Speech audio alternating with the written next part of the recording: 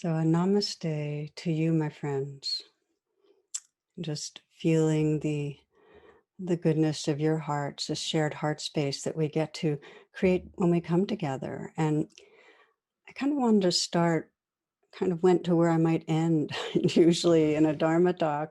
I just started right in with it because namaste is kind of the spirit of this book, Trusting the Gold. That sense that we have this capacity to see intrinsic goodness, see the sacredness, and bring it out in ourselves and each other. Um, that's really kind of the essence of the medicine that we most need in our world. And of course, I recently saw a Namaste cartoon. It said, the woman was saying, the light in me acknowledges the shadows in you.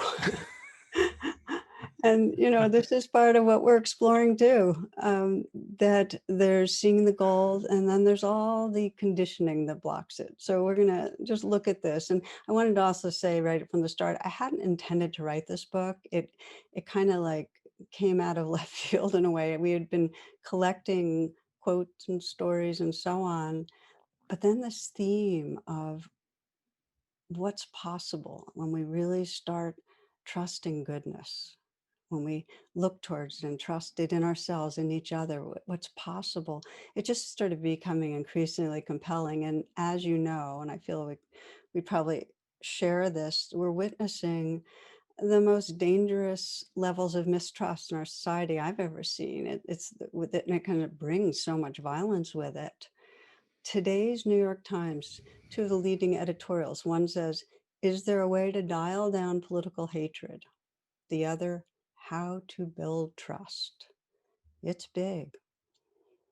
And I also wanted to share with you that over the last year, just the title, just the words, "Trust the Gold," have become kind of a personal mantra, that when I get stuck, when I get small-minded or cynical, just a little kind of grim, when there's judgment, if I in some way say it, even if I mutter it, it starts cutting through the trance. If I say, "Trust the gold," I start getting more sincere, which to me, as soon as I start getting more sincere, it's a kind of homecoming.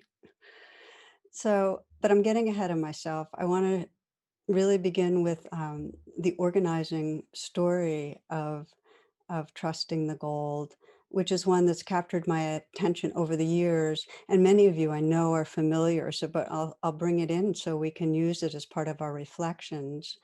Uh, this is a story of this enormous clay statue of the Buddha in Thailand, and it wasn't handsome, refined art or anything, but people loved it. Just really, it had survived over the centuries, and it had gone through great storms and invading armies, changes of government.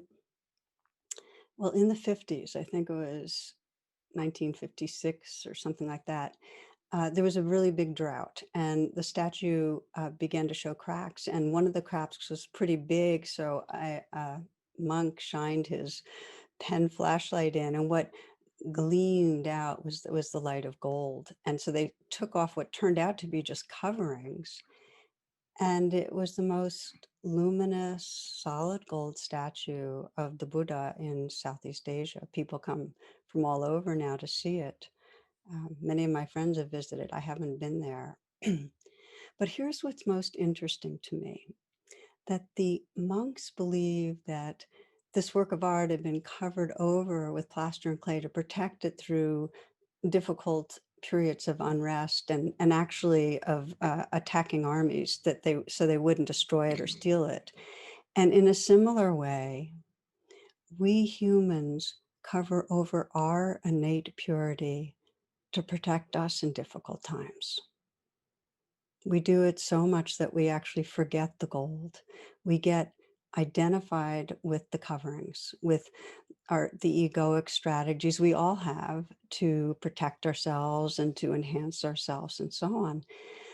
But the suffering is, it's not that we have an ego. We all need these strategies, but we get identified with them. We think that's who I am. And we forget this fundamental awareness and love and creative aliveness that is our nature. And I think of really most the spiritual path is really about remembering the gold, seeing it. It doesn't mean we're overlooking the conditioning, but it actually helps us to know how to wake up and respond wisely to the conditioning.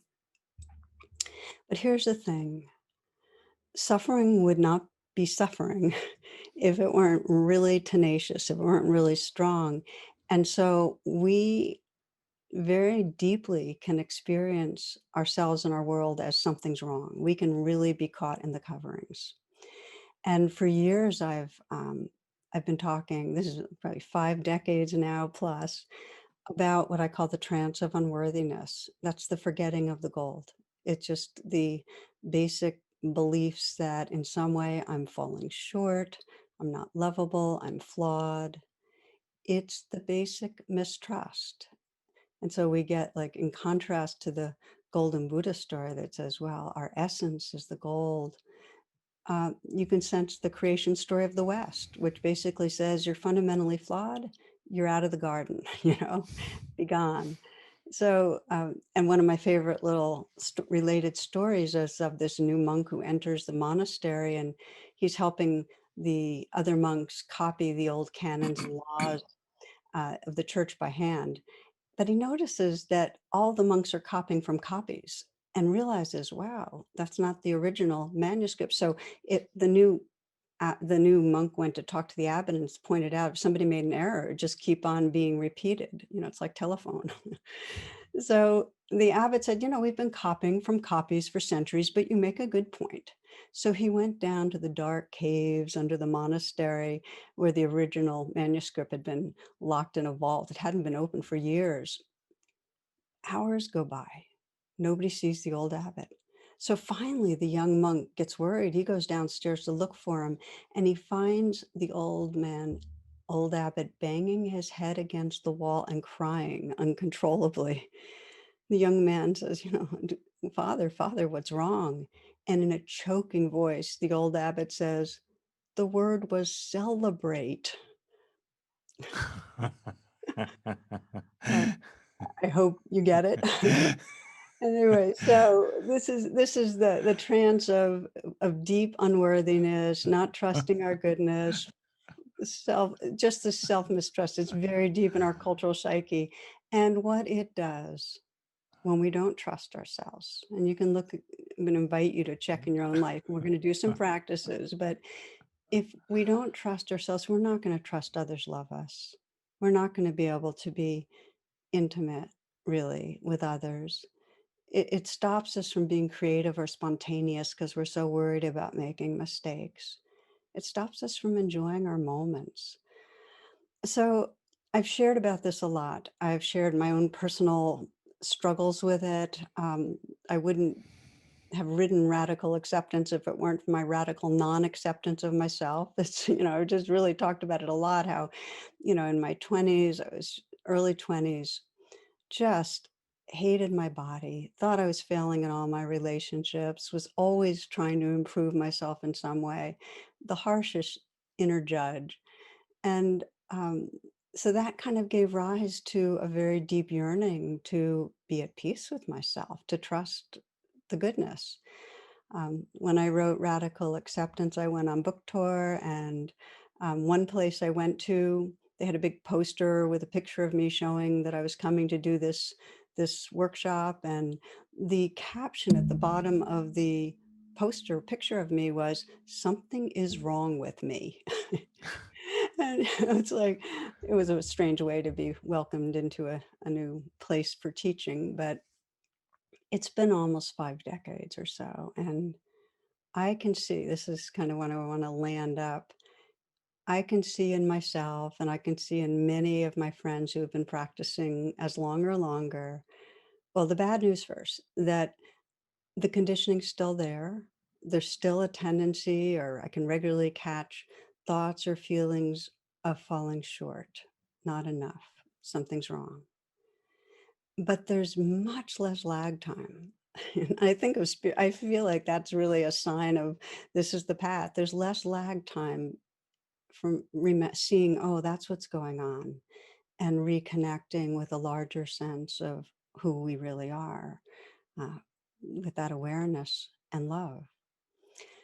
So it's possible. That's mostly what I want to communicate, to really come to trusting the gold, um, to move from that limiting story about ourselves, to really sensing who we are, that shift to freedom. And even more, we can help each other remember, because we're social creatures and we're inter-influencing. There's a poem from Tukaram who says, I could not lie anymore, so I started to call my dog God. First he looked confused, then he started smiling, then he even danced. I kept at it. Now he doesn't even bite. I'm wondering if this would work on humans. And it does. So anyway, this shift, trusting the gold, it begins by becoming alert to the conditioning that keeps us caught, what keeps us in the trance, and to seeing these innate capacities that help us wake up, seeing what's possible. So, to help us explore this further now, I'd like to invite my dear friend, very highly respected colleague, Rick Hansen, who I know many of you know. So, Rick's a psychologist, he's a teacher, author, and of a number of books, and most recently, Neurodharma, which is New Science, Ancient Wisdom, and Seven Practices of the Highest Happiness. It came out last year. So, welcome, my friend, Rick. Well, welcome, my friend and teacher and benefactor. And I have to say, I'm in love with your book. I really am. I really, really am. Oh, thank you so much. Um, yeah, it means a lot to me that you say that. Yeah. And I'm excited to have you here because I have actually a question that I want to unpack with you. And here's how it goes. One of the most profound, provocative statements of Einstein is this. He said, I think the most important question facing humanity is the universe a friendly place? Mm. This is the first and most basic question all people must answer for themselves. And Einstein believed there was a fundamental benevolence in our universe. And he Mm. claimed that if we trust it, it gives rise to activity that'll help us serve the greater good. Um, and people ask, is that true?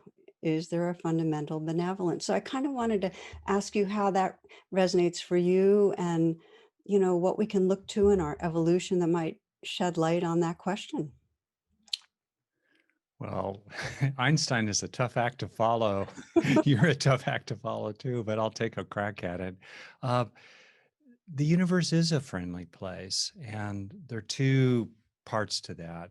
One part is just the universe and life altogether. So we have the Big Bang right there. The universe bubbles into being. What an extraordinary gift. What a gift almost 14 billion years ago, right? And then it continues to develop, and then our own planet starts to form around 5 billion years ago, survives different collisions, one of which gave us our moon, which gave us our tides, which really helped to give us life.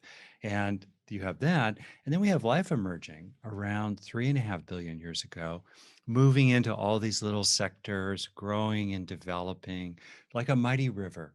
Like a mighty river of life, spreading into all these places. I was on top of Eichhorn Pinnacle in Yosemite, as you know, just a few days ago, and it's a very unlikely place to be. You have to rock climb up in these very peculiar cracks and crevices. You get about 11,000 feet up in these really difficult places to get to, where we found little droppings from pika and mice who lived there on top of this pinnacle in the cracks, and it was their home. And we had to use technical gear and a lot of skill to get there, and that was their home. So life spreading, right? And we're living in the giving of life broadly, Just wow. Mm, All these things that had to happen, all these creatures who lived and died, all these tiny possibilities being investigated through mutations in DNA, which enabled evolution and dealing with various challenges. And here we are, big, tall monkeys, you know, like 3.5 billion years later. What? I mean, how do you look at that and not go, thank you. Thank you, all of you, that whole stream of the river of life right behind us. And here we are in mm, the shores of our days. Wow. Just that. Like, okay, just that. We're living in the giving of all that. Thank you, all those who've come before us, including specific people, the people who made different things, invented paper, brought us Zoom. Thank you, Zoom, demigods. So here we are. So that's the first part, just the universe and life altogether. And then a really interesting second part of the fundamental friendliness of the universe, of all of it, is kind of summarized in the clever title of Robert Sapolsky's classic book on stress, Why Zebras Don't Get Ulcers.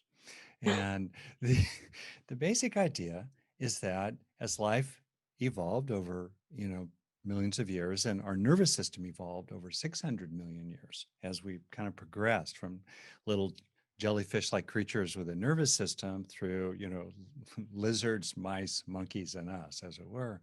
Down that long run, when a zebra or a human or a lizard experiences in the present that its needs are met enough, in the present, they don't have to be perfect, but there's an enoughness of, let's say broadly, safety, satisfaction, and connection, mm, depending on the nature of the creature, the lizard, the mouse, the monkey, the human. You feel safe enough in the moment, you're fed, you're satisfied enough in the moment, you're connected, you're loved, you can give love enough in the moment. What happens? What happens biologically, naturally, Mother Nature's blueprint? The zebra, the lizard, the cat, the human comes home mm, to its resting place physiologically, which is protective and conservative, and the mind broadly, whether it's a human or simpler forms of this, a cat or even a lizard, the mind is colored. When you feel like you're safe enough, satisfied enough, and connected enough, your mind is colored with a feeling of peacefulness, mm, contentment, mm, and love. That's our home base. That's our resting state. That's that's where the animal organism repairs itself, it recovers, it rests. That's our home. And that's given to us by serious Darwinian evolution. Thank you. Thank you, Mom. mhm. Thank you, Mother Nature. I'm loving what you're saying. I'm just thinking of that evolutionary psychologist that said it's not survival of the fittest, it's survival of the nurtured. Yeah. And when those Mhm. basic needs are taken care of, it's like it relaxes our whole system so we can be fully who we are. I mean, that it kind of explains it, that we then are living from that love and that ease. And I know you've spoken a lot of this, and I'm wondering if you just name it a little bit, that out of that, we actually express um, some very good, noble, beautiful emotions and tendencies. Mm. Oh yeah. As as part of this journey, when you think of the difference between a lizard, a mouse, a monkey, and us, you see a progression, especially over the last couple million years of hominid and human evolution, of what Dacher Keltner, friend and teacher at UC Berkeley, world-class academic, who talks about the ways in which, as the title of his book, we are actually born to be good. Mhm. He's riffing off the rock and roll song "Born to Be Bad," which has a good melody line. I got to give it that. But anyway, um, when he makes the point that as our hominid and human ancestors evolved mainly living in small groups, the natural social structure for a human being is a band of roughly 40 to 50 people that live together most of their lives, interacting loosely with a few of the related bands amidst a whole bunch of others. And so, in that context, bands that were better at cooperating, at loving each other broadly, They were better at language. They were better at planning. They were better at empathy. They were better at bonding. They were better at altruism. Those bands did better. They kept their members alive more who could pass on genes that passed on genes, and they could compete, frankly, better with other bands, for scarce resources over millions of years. So we evolved compassion, we evolved love, we evolved bonding, initially the mother-child bond and broadening to the mother-partner bond, broadening further to the village it takes to raise a child bond, the group altogether.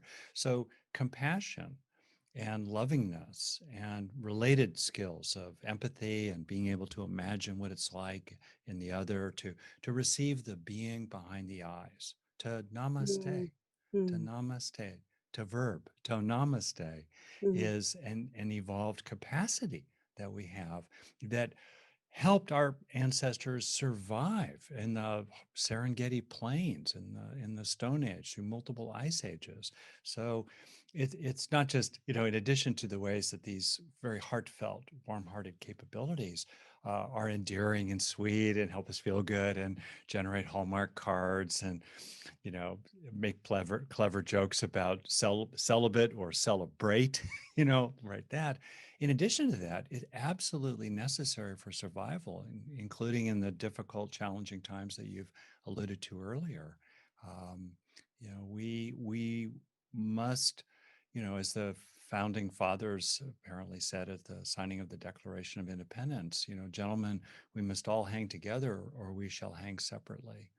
And we mm. really, really need to come together or we will hang separately. So I'm loving what you're saying, and one of the things that really occurs to me is that, you know, we're evolving and it's hardwired. I mean, it's Mm, there because it's part of survival and it's just part of us to be compassionate, to collaborate and so on.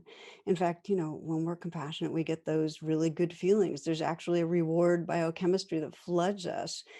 So it's there. Do you think we're still evolving? Is it mm. just the way it evolved because it was needed for us to collaborate with our in group so we could do well with others and so on? Does that evolution continue? Does it keep on ripening? Totally. But biological evolution continues. It's slower than cultural evolution. And so here's a funny thing. I don't know if you know this, Tara. I love you and I like you and all that. You are a mutant. In this sense, you have blue eyes. No one had blue eyes until 4 or 5 thousand years ago. And then someone mutated in probably modern day Denmark, roughly, who became very popular and had many children who had many children who had many children. And here we are today. So biological evolution is definitely continuing, but it's kind of slow. And one of the challenges is that we've gone through cultural evolution, especially in the last century or so, in ways in which lead us to live profoundly differently than the ways in which we evolved to live. Now, part of those differences are helpful, like Zoom, refrigerators, ibuprofen. I used a fair amount of ibuprofen over the last week, hiking in the mountains with my aging body. Um, but on the other hand, we're not designed to be so separated from Yeah, each other. yeah, That's totally counter Mother Nature's plan. And also, we are very vulnerable to what scientists call the brain's negativity bias, yeah. which, because of our advanced capabilities to reflect upon the past and imagine a future, unlike lizards, mice, and monkeys, who live really very, very much in the present, um, because of those capacities and because of the brain's negativity bias, we suffer a lot and we get into all kinds of conflicts with other people. So this is good. Thank you, because you anticipated me. Mm, I see the hardwiring of the basic goodness, mhm, and yet we know that we forget it, that we mistrust it, and that we actually go to war with ourselves and each other, and not just the other mm, out there, even the family other. So I'm kind of interested in the conditions that end up covering over the goodness. And, mm. I'm taken by what you said, that we are meant to be in small groups of, 40, 50, 60, whatever. And we're either isolated or else in much larger and getting Yeah. lost communities. So we've lost that kind of contact, which is nourishing and feeds us. We've Mhm. also lost contact with the earth, Yeah. and and just to even be a part of the communities, these larger communities, we have to jump over all sorts of hoops, so we're not naturally accepted. And the last thing I'll name of Mhm. the things I'm noticing that would cover over the gold is my understanding of hunter-gatherer uh, communities was that they were fairly non-hierarchical. Right. And we live, all of us, in such hierarchies, and Yeah. so many toxic hierarchies. And the very nature of, let's say, a racial caste system, a gender class system, is when there's power differentials, we're scared of each other and we don't see each other. And that Mhm. makes trusting the gold really difficult. So I wonder if you have some comments. I'm kind of naming some of the things I'm seeing as that would get in the way. Right. A lot there. So just highlights. So first highlight, resting state, our home base, peace, content, and love, and growing psychological strengths and skills of different kinds, including the recognition of our true nature, helps us come home, helps us meet our needs without getting into big trouble. And as we repeatedly take in experiences of needs met enough in the moment, or the experiences of feeling just at home, like you led us into in that beautiful meditation in the beginning, internalizing those experiences builds up a kind of core inside that's increasingly unconditional of resilient well-being. So that's really good news. Scientifically, hardcore science, hardcore Darwinian evolution, our home base is a good place. It's good to be home.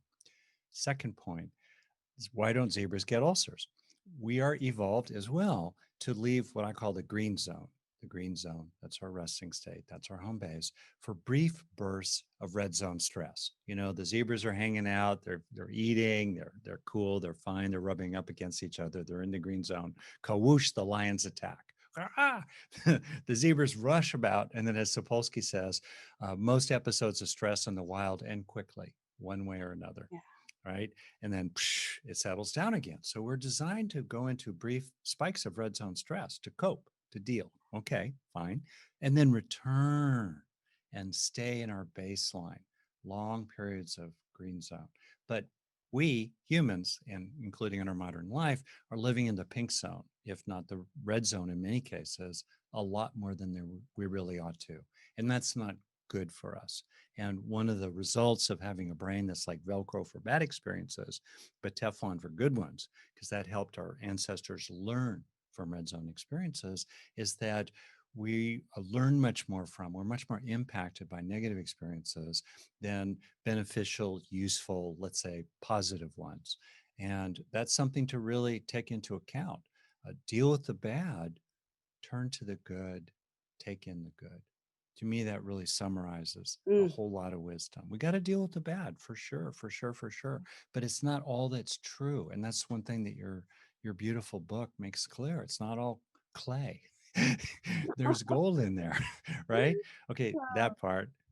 And then if I'll just finish, the point you made about the difference between a hunter-gatherer band and, America, let's say today, 330 plus million people, is that in hunter-gatherer bands, there are these three objective conditions that constrain authoritarianism and constrain excessive concentrations of wealth and power.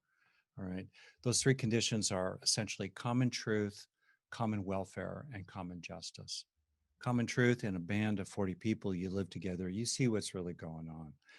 Common welfare, your fates are tied together. You must hang together in that band. And common justice, yeah, they're differentials, but fundamentally, it's not rich man's law, poor man's law. Eventually, if a leader is a jerk or so forth, people leave or whoop on them in the middle of the night. It just doesn't last. But then with agriculture, 10,000 or so years ago, and the concentrations of wealth that were enabled by that enabled increasing disparities and inequalities of Yes. power, which then perpetuated even more accumulations of wealth. And here we are running through the Game of Thrones, to the 21st century. Right. And so to me, one of the and when you have that, you no longer have those objective conditions Yeah. of common truth, common welfare, common justice. Um, and so that enables that kind of runaway. Those conditions used to constrain bullying and authoritarianism. Freeloaders were seen, they were punished. Jerks were seen, there were consequences. They knew there would be consequences that night around the fire. We've lost that. And so one of the difficult things, one of the challenges in the 21st century with approaching 8 billion people is how do we restore common truth, which is really the foundation of everything. Your book starts, you have these three great themes you'll talk more about, I know. Truth, right, love, and freedom, essentially. And truth is the foundation of everything. Ignorance is the root of all suffering. So we need, I think, that's our great challenge these days, to stand up for truth, to stand strong for truth, to witness the truth of others, to witness injustice when it's visited upon others, and to call out violations of these fundamental principles of common truth, common welfare, and common justice. Mm, beautiful. And I feel like you've just given us the perfect segue. Right in the middle, you said, deal with the bad, look towards the good. In other Take words, in show the up good. and be present with what's difficult, but look towards the good. And so Yeah. we're going to actually go and do some practices that are just that. But I want to thank you, Rick, because I always come away. It's like now the red zone. I think that's it's such a valuable way to think about it, that it's natural to go into a red zone, but it's the fact that we get our accelerator got jammed and we're in this chronic red zone. We're in a PTSD society now where Yeah. everybody's in the red zone. Of Yeah. course, we don't trust each other. Yeah. So you always bring light, and your heart is great, and I'm so Mm. grateful. And friends, I want you all that are listening to know that if you go to Rick's website, you'll find out he offers really fantastic programs and courses, and his books are amazing. Thank you. Thank you, Uh, Dr. Rick Hansen. thank you, Dr. Tara Brach. Yeah. Thank you. And thank you, everyone, for participating here, all 426 people. So thank you very much. Take Uh, good care. love having you. Thank you. Yeah. Bye bye. Yeah. So, as Rick said so eloquently, there really are two pathways to cultivating our capacity to trust the goal, to live from the goal. And one of them I think of as you start right where you are. In other words, you bring a compassionate presence to what's here, including the mistrust. We just notice what's happening honestly, and we bring presence to it. The second pathway is intentionally looking towards the good, so that we're undoing the negativity bias. And we're going to practice both of them in just a few minutes. And you can begin to think of what you might want to bring your attention to as we practice. But for the first one, for bringing presence here, most of you are probably familiar with the mythic story. It was popularized by Thich Nhat Hanh about the Buddha, where he'd have repeated encounters with Mara, the god of the shadow energies, whether it was greed, hatred, delusion, the red zone. Things would flare up. And this is an expression of being caught in the coverings, forgetting who we really are. That's what happened. The Buddha would be teaching outside a village in a field, and Mara would be skirting around the edges. And the Buddha's loyal attendant, Ananda, who's also his cousin, would see Mara, see these shadow emotions, and he'd go, "Oh no, Mara's here," But the Buddha had a very different response. He would walk right over to Mara and say, "I see you, Mara. Come, let's have tea." So much wisdom in that. That whether it's self-hatred or shame, self-doubt, fear, grief, anger, when it arises, instead of ignoring it, running from it, judging it, I see you, Mara. I see it. Truth. It's right here. Let's have tea. Being with it, befriending. It's often called attend and befriend. And the practice I find most useful when we're really entangled in the red zone is I use the rain practice, which is really mindfulness and compassion. I see you, Mara. Let's have tea. And so we learn to, let's say Mara's like waves, we learn to attend and befriend the waves and the gift of presence with what is, the gift of tea, why it's medicinal, is that we move from being caught in the coverings and the waves to remembering the ocean. We can be the ocean and cradle the waves. So I've had many, many rounds of having tea with all different expressions of Mara.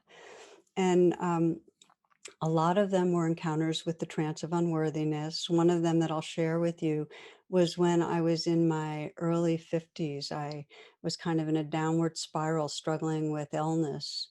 I'm much better now, but didn't know what was wrong. And it was actually years where I was experiencing chronic pain and fatigue and a loss of mobility. I could barely walk up a hill.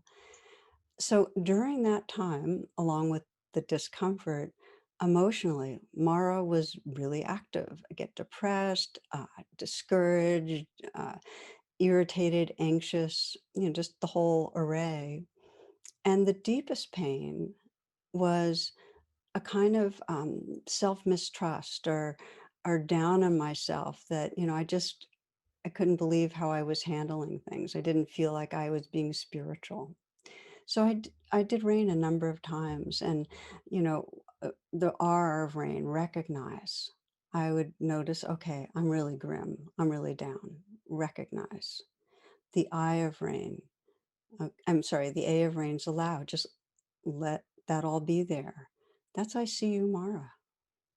Okay, I see it. I'm grim, down. Let it be there. The I of rain is investigate. And I could sense right away the belief was something's wrong with me for being sick. It's my fault and I'm being a bad sick person. That was the belief. The feeling was shame.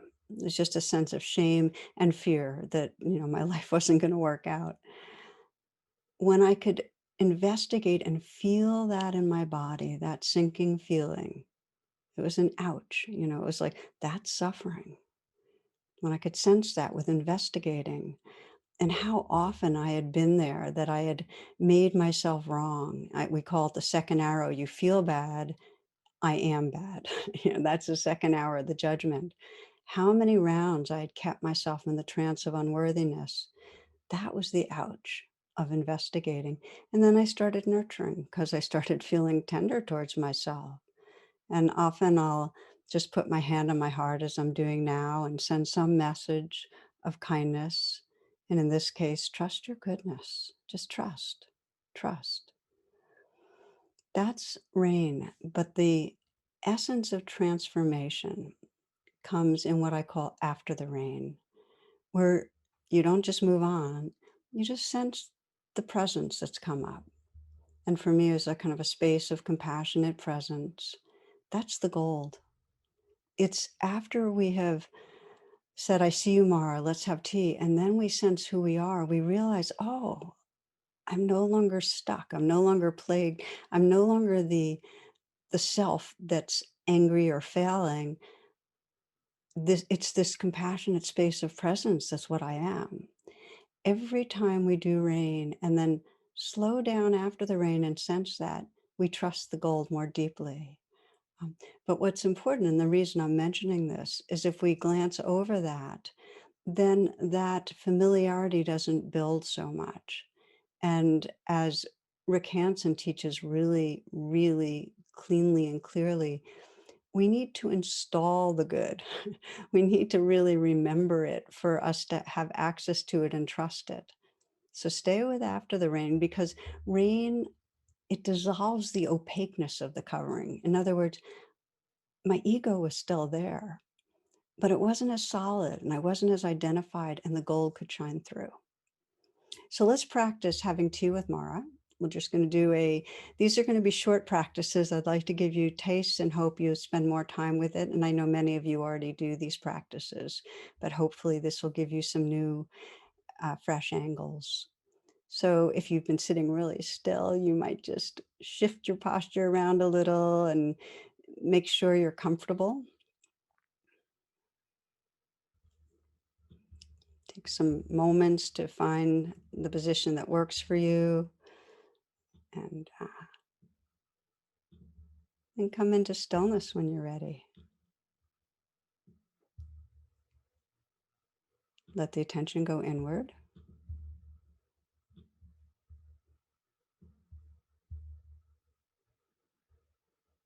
Notice how it is right now. Just take a few full breaths. The more you arrive, the more you connect to you with Mara.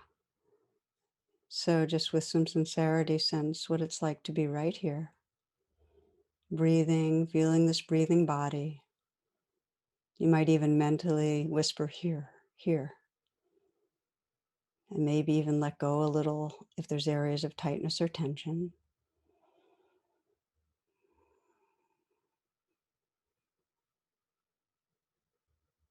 And bringing to mind something, some way that Mara is showing up right now, whether it's self-judgment or fear, anger, some way that probably will turn you against yourself, where you don't like it. You don't like how you're being. Maybe something in a relationship, something at work, something in your own behaviors, maybe an addictive behavior. And bring yourself to the situation that helps you to get in touch with it.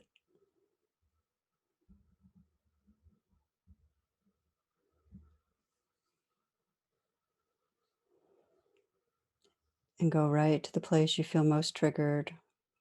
There's really a sense of something's wrong. And the R of rain is to recognize whatever's predominant. So just notice whatever strongest feeling is there: fear, anger, hurt, judgment, shame, and mentally whisper it.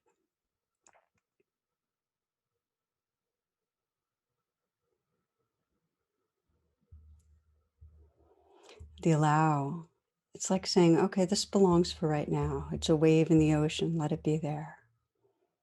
Just let it be there. And investigate, and you might sense, well, what am I believing when this is going on? When Mara is really present, when I'm caught in my coverings, what am I believing? Is it that I'm falling short, that another's not loving me, or that I'm not lovable, that I'm failing, that something bad's going to go wrong in the future? But mostly, as you investigate, as you have tea, notice how it feels. Having tea with Mara is kind of a courageous feeling what's here in your body. And I encourage you to put your hand on your heart, or if you'd prefer, on your throat or belly, and just keep company with what's here. Let your hand be the beginning of the N of rain, nurturing. And breathe and feel what's here when Mara arises. Maybe a squeeze in the chest, hollowness or ache in the belly, clutching at the throat. And sense what this vulnerable place inside you most needs right now. Because the last part of rain, nurture, when we're having tea, we're offering our friendliness, our care. So sense that you can offer care to whatever's here. It might be just the energy of care, that you just sense a caring atmosphere that's kind of bathing the vulnerability. Or it may be some words, a message like, thank you for trying to protect me, but I'm okay right now. If it's fear, or maybe it's trust your goodness, or maybe you're feeling like you're speaking from your most awake heart and you're saying, I'm here, I'm not leaving, I'm with you. Or maybe it's hard to nurture yourself and you bring in somebody, you bring in a spiritual figure or your dog, or you bring in a grandmother or a child, and you let the sentiment come from them that helps to nurture you. But send some words, feel the touch, and let the care in. That's the trick.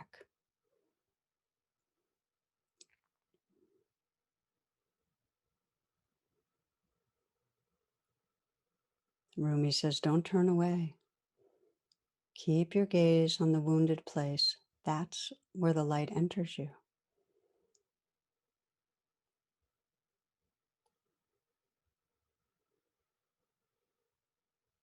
Letting in care and gradually widening the attention. This is after the rain to notice the quality of presence that's here, just the difference from when Mara first was arising, completely stuck on the coverings and the waves, to something larger, something more whole, more of a space of tender awareness. And take a moment to get familiar with that larger space, because that's the goal, that's the light, that's the essence.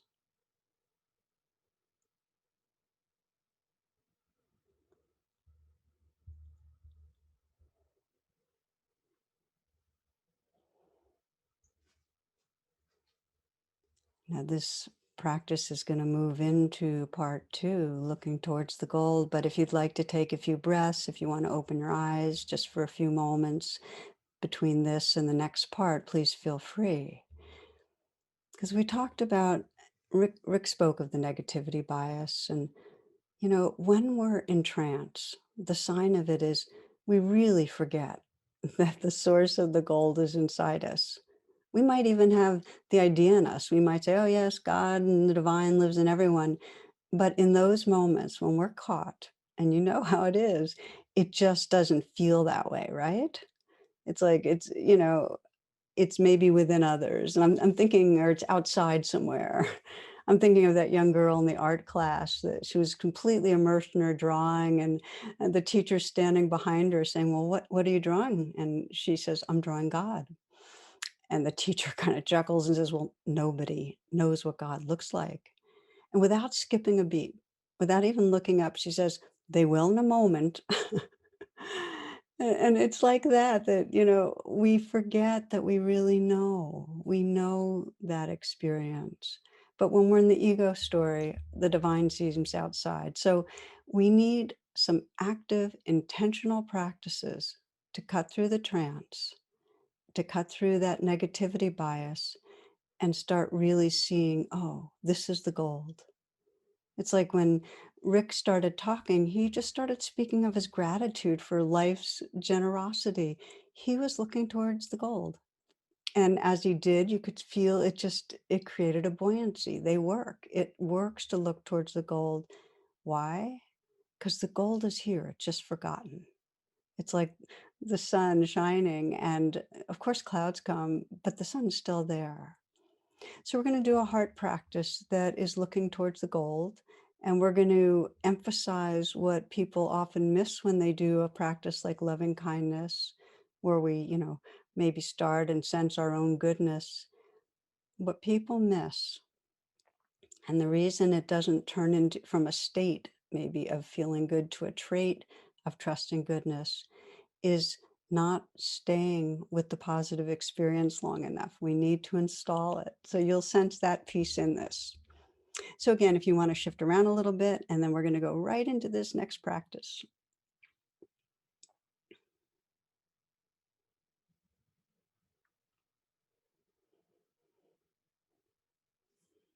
When you come into stillness and let the attention go inward, you might bring a smile to the mouth and feel like your eyes are smiling too.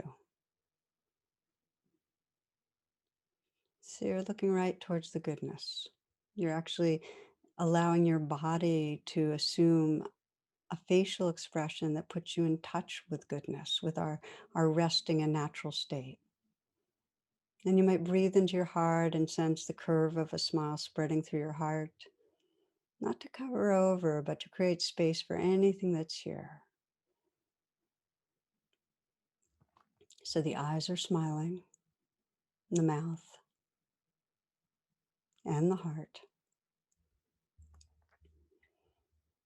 And I invite you to bring to mind someone you love in a relationship that's not complicated.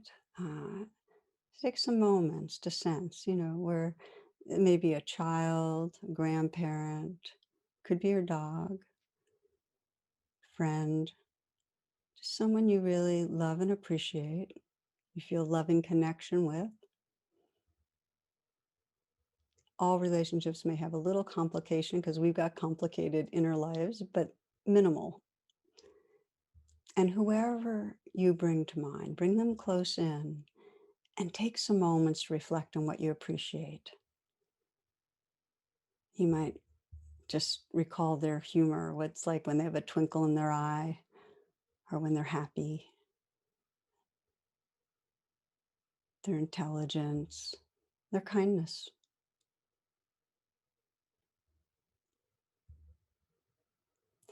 Picture this person when they're feeling love for you and it's expressed. So you kind of see in their eyes just that message of, I care, I'm interested, I love you.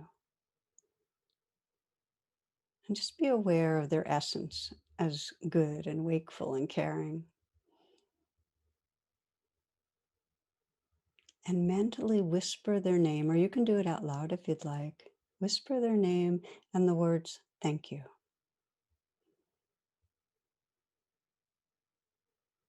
And then again.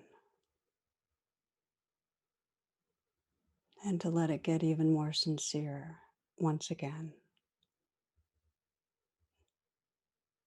And just notice in the expressing how that appreciation actually viscerally fills your heart. Thank you. And now bring attention to your own being, your own heart, the care that's here, the tenderness. And take some moments to reflect on your own goodness, whether it's your honesty or your caring for another, your dedication to waking up, and really sense, what is my deepest aspiration? What does this heart long for? Maybe it's to love well, to realize truth, to live fully, and just sense the goodness of your heart's deep intention, seeing your goodness. And if it's difficult, you can look through the eyes of your own most awake heart, or what I sometimes call our future self, who we're evolving into. Or look through the eyes of another who loves you, maybe the person you brought up. And just remind yourself of the gold, the same gold that's living through all of us in its own expression through you. And if it helps, put your hand on your heart, do that. But breathe and feel what happens when you're aware of goodness. Just sense what it's like inside. Let your attention saturate this experience. There's goodness. Sometimes there's like a joyful feeling, sometimes peaceful. Sometimes just it feels like homecoming, really at ease. Just feel it in your body. You might sense if there's some novelty about it, what feels new, why it's so important. Mostly just let it sink in. Let the light come into it. It's like water into a sponge, just let in, absorbing the feeling. Just notice what's enjoyable about it.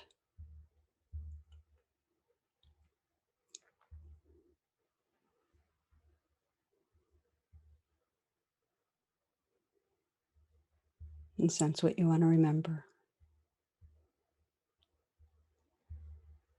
And for some, if you want to write down something, you might write down what are some of the expressions of the gold that shine through you.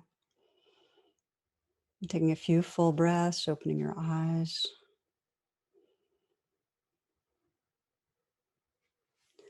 When we can touch into the gold in ourselves, we begin to be able to look and see the gold in others much more easily. We often move through this world, and if we're stressed, we tend to see just what I call the spacesuit. Like we feel like we're our ego self, we're on the coverings, and we just see each other's coverings. So it's a real gift to be able to slow it down. And just as you did with yourself and with the person you love, to take the time to sense, well, what is this other person's deep heart intention or aspiration? What do I love about them? It's a sobering thought, writes Anthony de Mello, that the finest acts of love you can perform is not an act of service, but an act of contemplation, of seeing. When you serve people, you help, support, comfort, alleviate pain. When you see them in their inner beauty and goodness, you transform and create. When we see goodness, we actually behave in the world differently. I'm going to share with you an essay. It's one of my favorite poems slash essays, Naomi Shaib Nye, and then we're going to open this up to questions. She writes this. She says, wandering around the Albuquerque airport terminal, after learning my flight had been detained for 4 hours, I heard an announcement. If anyone in the vicinity of Gate 4A understands any Arabic, please come to the gate immediately. Well, one pauses these days. Gate 4A was my own gate. I went there. An older woman in full traditional Palestinian embroidered dress, just like my grandma wore, was crumpled to the floor, wailing loudly. The flight person asked for my help. Talk to her. What's the problem? We told her the flight was going to be late and she did this. I stooped to put my arm around the woman and spoke to her haltingly. Shudau Shibshud habiti stane shwe min fadlik shu siwe. The minute she heard any word she knew, however poorly used, she stopped crying.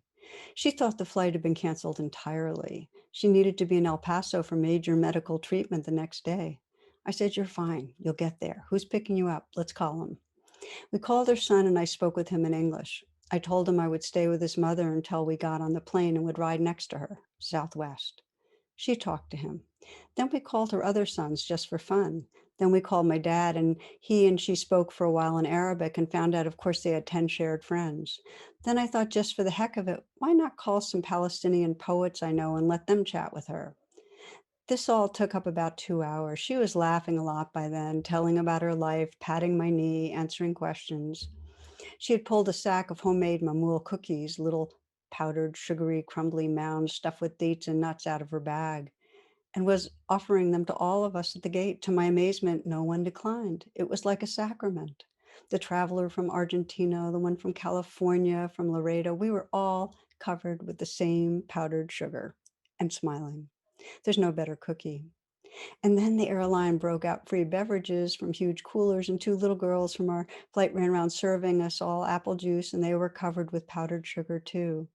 And I noticed my new best friend, by now we were holding hands, had a potted plant poking out of her bag, some medicinal thing with green furry leaves. Such an old country traveling tradition. Always carry a plant, always stay rooted to somewhere. And I looked around that gate of late and weary ones and thought, this is the world I want to live in, the shared world. Not a single person in this gate, once the crying of confusion stopped, seemed apprehensive about any other person. They took the cookies. I wanted to hug all of those others too. This can happen anywhere. Not everything is lost. So, this is a bit of the blessing of a world when we attend more and more to the gold. We're not overlooking the conditioning, which is so very real, towards cruelty and ignorance, all the painful conditioning. We're not overlooking it, but we're also not forgetting the essence, the intrinsic goodness in all beings. And that way we can be part of bringing it out. So I'm going to pause here. I know there's some questions. I'm going to take about 20 minutes, I think, with questions, and then we'll do our closing meditation together. Thank you, Tara. Yes, we have some nice questions here in the chat. There's one from Naveen. Compassion is the heart of the Buddhist gold, seeing the gold in oneself and others, but in today's world, so much of that gold in others is so tarnished and brings so much suffering and evil onto others. How can we live in the gold when at times it is so hard to see it in others? And I'll bring Naveen on camera now. Hi, Naveen. Hey, welcome. Hi, thank you. Thank you so much for your question, because as I mentioned, we are in such a traumatized world, and when people are in the red zone, when people are fearful, it brings out the worst, and it is really hard. And it's even harder if we feel directly threatened or we feel like those people are hurting people we love. So I want to acknowledge your question. And you're, Thank you. yeah, and you're wondering really, how do we do it given that? Is that it? Yes, yes. I think the essay, Naomi's poem essay, answered part of my question. But for me, having lived in perpetual conflict, surrounded by conflict in my part of the world, it's sometimes, even if we try to live in gold, there are so many hurdles along the way, and you just keep getting reminded that maybe that goal doesn't exist in others the way that I'd like to see it. So it's that, how do we bring ourselves back in a space that is so filled with these, tarnished, with this tarnished gold, if that makes sense. Yeah, yeah. And you kind of are intuiting it when you said the words, how do we bring ourselves back? How do we come back to that place in us that can see the conditioning, can respond wisely to it, but can hold in a really healing way how much pain there is? And there's a metaphor that I find really helpful from the Roshi Joan Halifax. And she describes a strong back and a soft front. Strong back, soft front. And the strong back is that in us which is going to enforce boundaries and see clearly what's needed and has agency and is going to work for change, is motivated, has that courage and clarity. That's a strong back. Okay. And that allows us to have the kind of soft front because we feel, Rick said, we feel we have enough safety and so on to then look past the conditioning. I often give the story of if the man or person walking in the woods and you see a little dog, and the dog, you go to pet the dog and it lurches at you with its fangs bared, and you get really angry at it, but then you see its leg is in a trap. And then you're not angry anymore, but you might not go near it. So you're strong back as you keep your boundaries, but your heart's able to be soft. And that requires that we can look pretty deeply at others and realize it's not a bad other, it's harmful actions. It's, in other words, we pay attention to the harm, not a harmful person, because that person's got a leg in a trap. I mean, there's many, many beings that have their legs in traps. So the first step is coming back to ourselves, which means for me, and I'll just share my process, which is here I am in the States, and I am horrified by the white supremacy that lives in all white people, but I see it it's most violent in some.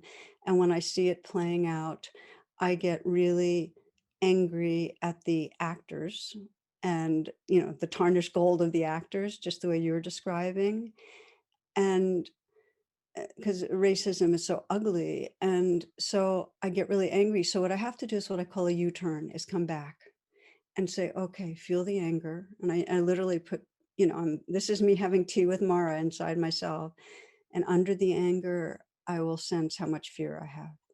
And under the fear, so much grief for how many BIPOC people, Black, Indigenous people of color have been violated, and feel that grieving, and underneath the grieving, care. And then I can bring that care into the world, but not as blame towards the particular person. That's the shift. That you're not saying that person has tarnished gold. You're saying that there are conditions that end up blocking the gold in many, many people. Is that helpful at all, Naveen? Yes, I think it's very helpful. I like to think of it the way that you began this session by saying, I see the shadow in you. That we say namaste, I see the light in you, I see the light in me, but there's also the shadow part, and that's okay. Instead of maybe spending that energy to change that into light, but that in itself is there's gold behind that shadow. Does that make sense? So Yes, yes, it's I true. hear you. I love what you're saying, though. You're acknowledging the whole truth. Yes, there's a shadow blocking. And yes, I'm going to give my life to trusting the gold is there, because that's really what's being asked of us right now, is to dedicate our lives to trusting that the gold is there, because how else will we live in terms of really bringing it out in ourselves and each other if we don't? I think of it almost as decide to trust, even at times that we're feeling um, a little bit low. It's kind of in some way a choice. Yeah. Thank you so much. You're asking questions that we're all, it's in the field. So I'm very grateful. Yeah. Thank you. Thank you, Naveen. Next, we have a question from Layla. I'm stuck in the trance of unworthiness. I'm habitually afraid of messing everything up. That fear leads me to compulsive behaviors, including procrastinating, eating, judgmentalism, and being out of alignment with my spirituality. How do I get unstuck? What about spiritual evolution? And where can we all move more towards bodhisattva? And I'll bring up Layla now. Hello. Hey, Lila, thank you so much. Pleasure to see you. Pleasure to be seen. Yeah. Yeah. So the most stuck place is that you get into that trance of unworthiness and really turn on yourself. Yeah, strangle. Okay. Strangle. And do you sometimes put your hands like this softly? And yeah, When I practice rain, it's usually somewhere around the throat or the mouth. And right. that's where I kind of feel something. So can we take a moment together and practice? Absolutely. Oh, good. This is for all of us. Anything that you want a little more practice with, this is a good opportunity. Am I pronouncing your name right? Lala. Lala. Beautiful. Thank you. I'm glad I asked. So if you want to turn the attention inward, you'll probably make it easier. And I'll ask you questions. You can just keep your attention inside, but pick something that's very current, where you get that turn on yourself strangled feeling.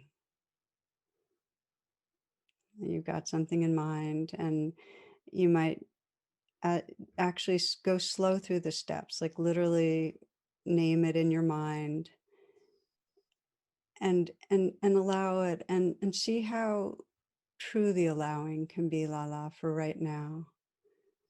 This is for all of you. The allowing we can just slide right through, but to really say yes doesn't mean I like this, but it means this is the actuality. I'm going to let it be. Yeah, create some space. And then, yeah, tell me what you're noticing. Sadness. Yeah, Shame. sadness and shame. And there's a little speck of hope in there Yeah. that kind of buoys it up from feeling like it's not all horrible. But the hard part is just turning on myself, as you said, but in a negative way, not a positive way. Yeah, turning on yourself. And for a moment, let's just take the turning on yourself, the shame, and let it be there, and just from the kind of, this is called comprehensive mindfulness, just look at your lifespan and sense how often it has happened, and even maybe when it started, how old you were. Probably around 4 or 5. Okay, so just let the 4 or 5-year-old be here. Mm. Let them be here right now, and just sense how much, as that 4 or 5-year-old went through the years, how much was lost from that kind of turning against. How it affected connecting with others, and just notice what happens when you sense the lifespan, like the effect of coming down on yourself. Just notice what feeling comes up. Exhaustion. Yeah, exhaustion. What else? Um, just a deep hurt. At 5, I'm depending on adults to protect me and to guide me, and they weren't able to. So there's betrayal. Betrayal, hurt. Okay. And where does that place in you live, that vulnerable place that feels betrayed and hurt? Where are you feeling it? Yeah, shoulders, right. Yeah. Right? Yeah. So what I'd like to, if you can do it comfortably, to put your hand on your throat, hand on one hand on a shoulder, just know, just on some level, know that you're witnessing and keeping company right now. And send the message that you're here to that younger one, that you're paying attention right now. And notice whatever she wants to let you know, or they want you to let you know. They want to let you know. She wants to know when when it's going to be okay. Not when she's going to be okay, but when it's going to be okay. When it's going to be okay. So sense what happens with that question and see if you can listen from the wisest, loving place in your heart. Just listen to that question and sense what happens. When's it going to be okay? Hmm.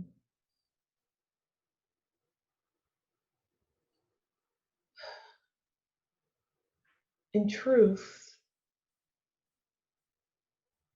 it's been okay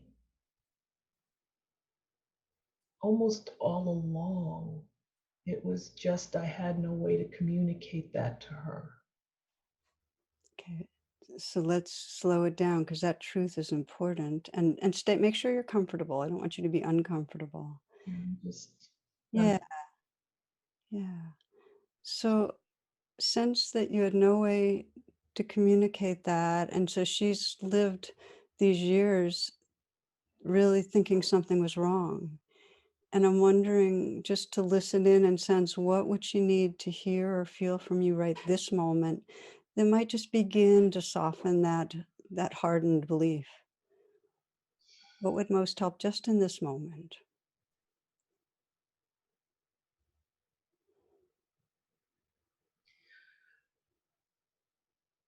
you're much more than you think you are, than you feel you are. Yeah. So now let yourself take some moments and sense yourself communicating that from the deepest, most sincere place in you to convey it energetically.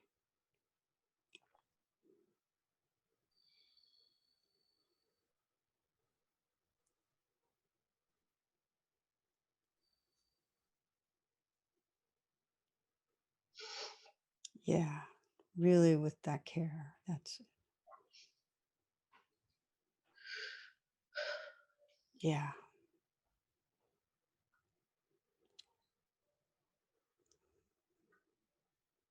Yeah. So do you want to just name what you're noticing here?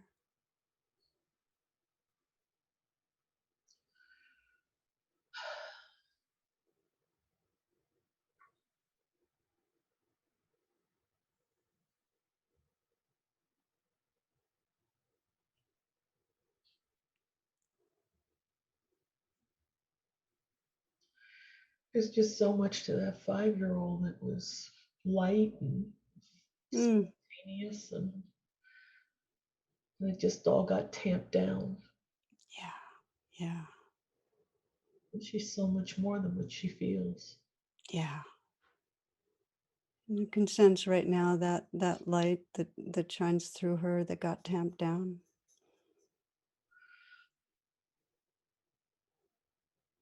Yeah, it's good to let her know you see it. It's really good. That's her goal, I guess. Yes, yes, yes. That's her goal. And it's here right now. It's never gone away, but you're right, it got tamped down. So take a few moments, Lala, just to let her let that in. Just let that be the deep intention that she let it in, that she trusts that.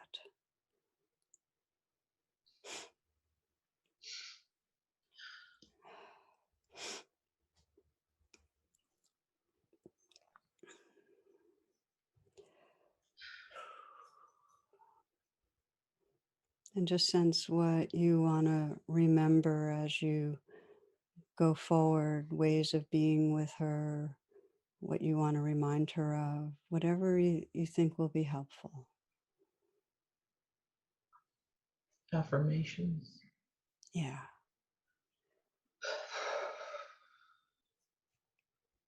Yeah. Okay. So as you're ready, just take some breaths and kind of rejoin me and us. Yeah. How are you doing? Open. Open. That's bless you. Bless you.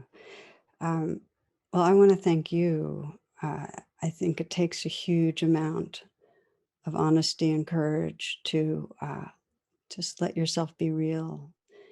And it serves everybody here because you just kind of demonstrated the pathway to getting the glimmer of the gold.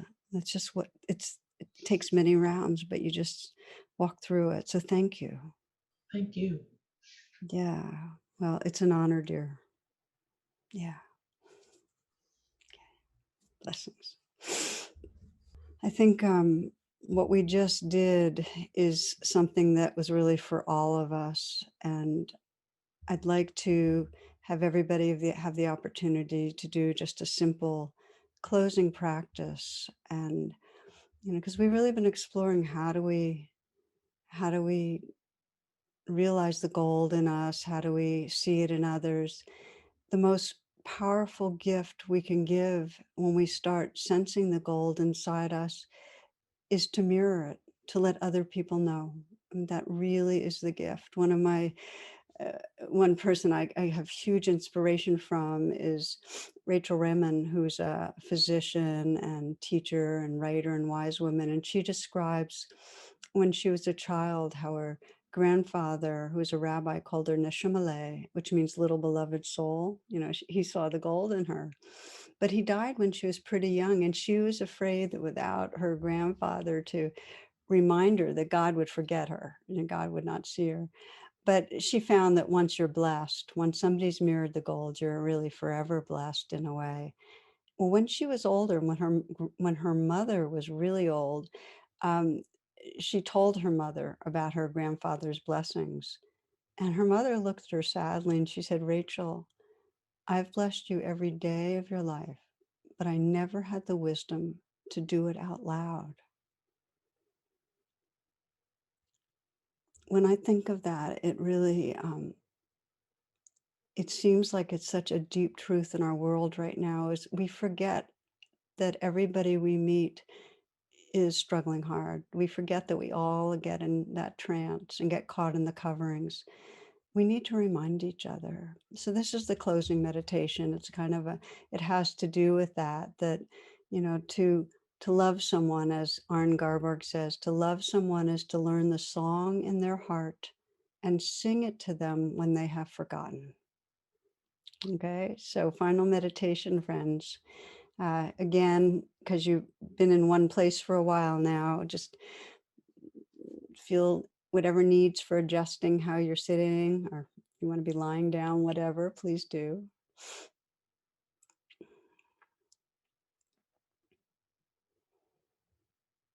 And as we have with each reflection, take a moment to invite yourself right here. The more here you are, the more you'll be able to touch and feel and see the gold.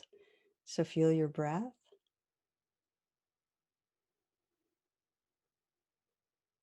Take a moment to relax, let go through the body a bit.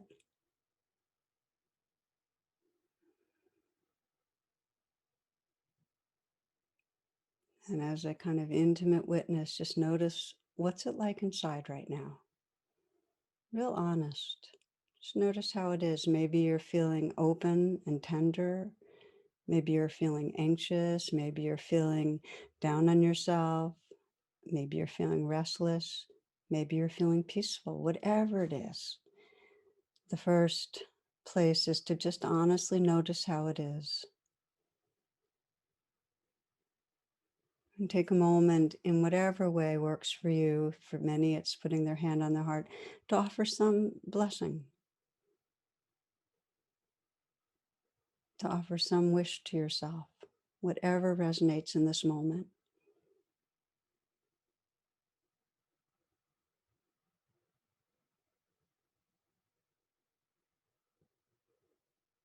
And feel in that wish in some deep way that there's a namaste, that you're honoring the light that's there. You're calling it forward. You're entrusting yourself to it.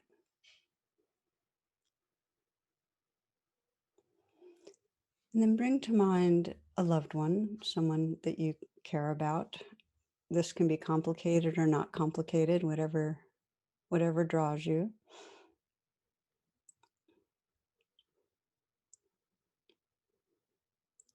And as we did before, bring them close in and take some moments to appreciate the way the gold shines through them. And just to appreciate their vitality or their curiosity, their kindness, to appreciate the way they show love. You might imagine them when they're happy or when they're laughing, just to remember what it's like when they're in that buoyancy of more of that resting place where they're not encumbered by fear.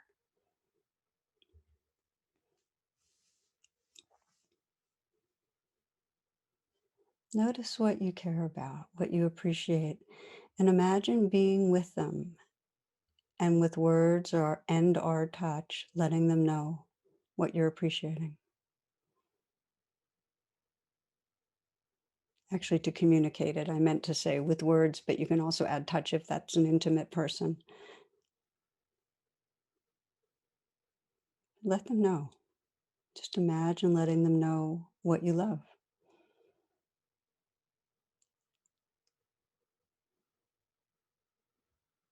And notice what it's like, how it's received, the experience for them of being mirrored. And the deepening of the relational field, the tender rising and deepening of the relational field when you mirror the good.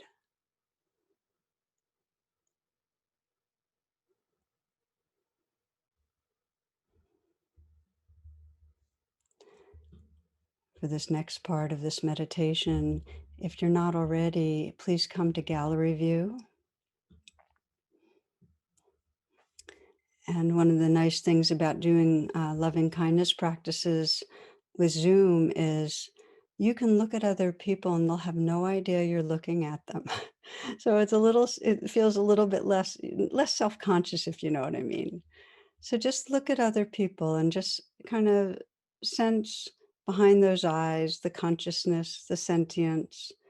This person's here because they care about loving without holding back. This person's here because they want more truth. Yeah. And then as you're ready, just to pick somebody, scroll through and pick somebody, maybe somebody that's a very familiar looking person, or maybe somebody that looks very different than you and the people you're around. But just pick somebody and let your gaze settle with them so you deepen your attention now. Let's all do that. Yeah. And if it helps, put your hand on your heart. Look in those eyes and know that that person right now is very intentionally opening, tenderizing. They care. They too, like you, want to feel that goodness of loving, of presence.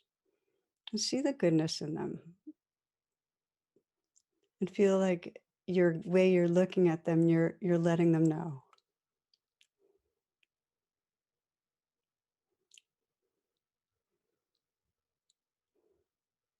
And sense from their gaze, they're letting you know. So there really is a relationship here. Don't worry about any of the other thoughts that come to your mind. Just trust in the gold. It's beautiful. It's the same gold living through all of us. So it really didn't matter who you chose. But it comes through in very unique ways. And you might pick one more person, let your eyes move and just kind of scroll. It can be really fun when you start realizing your life can be an adventure where you can, anyone you see, it's one spiritual teacher said, just reflect, I am God and you are God. You know, the gold is coming through me and through you. So pick that person and see their gold, see their goodness, their intelligence, their care, their presence. And know you're sending your message of appreciation. Trust that they get it somewhere. Yeah. And let yourself receive too. It's beautiful. It's a field of gold. And if you want to take a moment to let your attention go inside, because it can get pretty strong, and just really come home to just the feeling of expansiveness, of light. This heart space that's more the truth of who you are than any story you could ever tell about yourself.